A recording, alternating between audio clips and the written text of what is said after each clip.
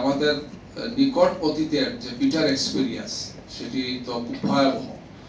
এই মুহূর্তে পৃথিবীতে পিআর সিস্টেমের পক্ষেই অধিকাংশ দেশ, বিভিন্ন সূত্রে দেখা গেছে যে সেটা প্রায় 90 বা 91টি দেশ পিআর সিস্টেমের পক্ষে। এই কারণেই যে ফেসিবাদ ঠেকানোর জন্য, একনায়কতান্ত্রিক ব্যবস্থাকে ঠেকানোর জন্য, স্বৈরাচারী ব্যবস্থা ঠেকানোর জন্য এখন পর্যন্ত এটা সবচেয়ে ভালো, এখন পর্যন্ত সবচেয়ে ভালো। এবং এই প্রস্তাবের অনেকগুলো আবার ফরমেশন আছে, ক্লাস আছে অনেকগুলো। আমরা কোনটাকে গ্রহণ করবো, এটা নিয়ে ব্যাপক আলোচনা হচ্ছে, আমরা আলোচনা করছি, নেতৃবৃন্দ আলোচনা করছেন। সব দিক বিবেচনা এখন পর্যন্ত পিআরকে আমরা পছন্দ করছি এই কারণেই যে আমাদের নিকট অতীতের যে বিটার এক্সপেরিয়েন্স সেটি তো খুব ভয়াবহ। নির্বাচন হয়েছে কিন্তু সেই নির্বাচনের কোনো গ্রহণযোগ্যতা ছিল না। ম্যাডাম যেটা বললেন যে আমরা ভোট দেই না, কে ভোট দেয়নি? ভোট দিতে যাবো কেন? সবাই তো জানি আওয়ামী লীগ ভোট দিতে যায়নি। আওয়ামী লীগের লোক ভোট দিলে সেখানে 5%, 10%, 20% আলাদা, সেখানে 2%, 3% হয়েছে।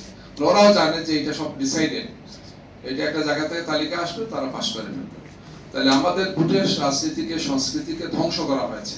এই জন্য শুধু নির্বাচনই এই একটা ব্যবস্থা থাকলেই হবে না, আমাদের প্রিভিয়াস এক্সপিরিয়েন্স থেকে আমরা যাতে একটি নতুন বাংলাদেশ, একটি সম্ভাবনাময় বাংলাদেশ, এটা আমরা বলছি, এই যে বিপুল রক্তের বিনিময়, শাহাদতের বিনিময়, আহতদের বিনিময়, এত কুরবানির বিনিময়ে যে বাংলাদেশটা আমরা পেলাম, ফাঁসিবাদ মুক্ত হলাম, এইটা কন্টিনিউ করার জন্য এই ব্যবস্থাকে একটি সুন্দর নির্বাচনী ব্যবস্থা যেতে হবে। অবশ্যই এটাও ঠিক যে একটি নির্বাচনী সব সমস্যার সমাধান দেবে না। আমাদের পার্সোনাল মাইন্ড সেট আপ যদি না হয়, দলগুলো যদি গণতান্ত্রিক প্রক্রিয়া চর্চা নিজেদের মধ্যে না করে, উদার না হন, সহনশীল না হন, ছাড় দেওয়ার মানসিকতা না থাকে, আমি সবকিছু করব, আমাকেই সবকিছু পেতে হবে, আমার দলই সবকিছু পাবেন, এই ধরনের মানসিকতা আমাদের মধ্যে নাই আমরা বলবো না, কিছুটা তো এখন আছে, দেখা যাচ্ছে সেটা। এই জন্য মিনিমাম এতটুকু করা দরকার যে পিআর সিস্টেমটা আমরা দলীয়ভাবে যে দ্বিকক্ষ বিশিষ্ট পার্লামেন্ট কথা আসছে, আমরা দুই কক্ষ থেকে আমরা চেয়েছি, নিম্নকক্ষ উচ্চকক্ষ থেকে চেয়েছি।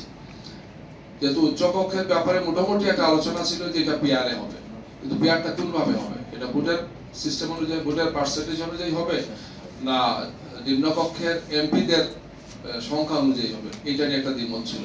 যে সিস্টেমগুলো আছে সেখান থেকে মিনিমাম এতটুকু করা যায় যে প্রত্যেকটা দল তার প্রার্থী তালিকা পূর্বেই ঘোষণা করবে, নির্বাচনের আগে সে প্রার্থী তালিকা ঘোষণা করবে, মানুষ জানবে, জনগণ জানবে, আলোচনা হবে যে এই প্রার্থীদের ব্যাপারে ইত্যাদি ইত্যাদি। এখান থেকে পার্সেন্টেজ অনুযায়ী তার যারা আছেন তারা পাবে। এগুলো দুনিয়ার অনেক জায়গাতে এগুলো চমৎকার পাচ্ছে। যেমন আমরা যদি শুধু নেপালের কথা বলি, নেপালে সেখানে হ্যাঙ্গিং পার্লামেন্ট হচ্ছে, তো টার্কি একটা গুরুত্বপূর্ণ দেশ, আমাদের প্রায় সমমানের একটা দেশ হচ্ছে টার্কি। সেখানে আজকে অনেক দিন থেকে তাদের পিআর সিস্টেম চলে আসছে, পার্লামেন্ট তো ঝুলন্ত হয়নি সেখানে গিয়ে, ভালো সেখানে সরকার হচ্ছে, সরকার রান করছে, কন্টিনিউ করছে, উন্নয়ন হচ্ছে, তাদের অনেকগুলো চ্যালেঞ্জকে তারা মোকাবেলা করছে। ইউরোপের অনেকগুলো দেশে আছে। পিনাকি ভট্টাচার্য দুইটা দেশের কথা বলেছেন, আপনারা শুনেছেন, হচ্ছে বেলজিয়ামের কথা আর ইসরায়েলের কথা। এই দুইটা দেশের সাথে বাংলাদেশের তো কোনো মুহূর্তে মিলে নাকি? এবং বেলজিয়ামে অনেকগুলো তাদের ইন্টারনাল সমস্যা আছে, এটা বাংলাদেশের জন্য এটা প্রযোজ্য না। ইসরায়েলের ভিন্ন সমস্যা। এখন আমরা কোনটাকে চয়েস করবো, আলাপ আলোচনা করে জাতীয় নেতৃবৃন্দকে, যারা এক্সপার্ট যারা আছেন, ডিগনিটারিজ যারা আছেন, স্টেক হোল্ডার যারা আছে, তাদের একমত হওয়া লাগবে। কারণ এইটা আগামী যে আমাদের গুরুত্বপূর্ণ যে নির্বাচন, সেই নির্বাচনের জন্য এটি প্রায় বিষয়, অন্যান্য বিভিন্ন সংস্কারগুলো আছে, কিন্তু এটা হচ্ছে সবচেয়ে গুরুত্বপূর্ণ। এর সাথে আরো অনেকগুলো বিষয় রিলেটেড। আমি আশাবাদী যে আলহামদুলিল্লাহ এই জাতি এত বড় স্বৈরাচারের বিরুদ্ধে, ফেসিবাদের বিরুদ্ধে আল্লাহ আমাদেরকে বিজয় দিয়েছেন। আমাদের যুবক এবং তরুণরা, ছাত্ররা যে অসাধারণ কুরবানি করেছেন, পুরো দেশের মানুষ আমরা একাট্টা হয়েছিলাম গত জুলাই বিপ্লবে।